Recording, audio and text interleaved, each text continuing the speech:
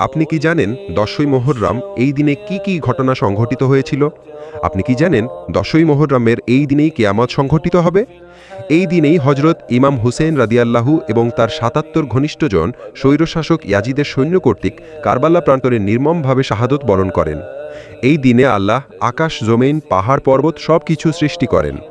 এই দিনে আল্লাহ আদম আলাইহিসালামের সৃষ্টি করেছেন। এই দিনে হজরত ইব্রাহিম আলাইহিসালাম নমরুদের প্রজ্বলিত অগ্নিকুণ্ড থেকে মুক্তি লাভ করেন। আবার একই দিনে দীর্ঘ ১৮ বছর রোগ ভোগের পর হজরত আইয়ুব আলাইহিসালামের দুরারোগ্য ব্যাধি থেকে আল্লাহ মুক্তি দেন।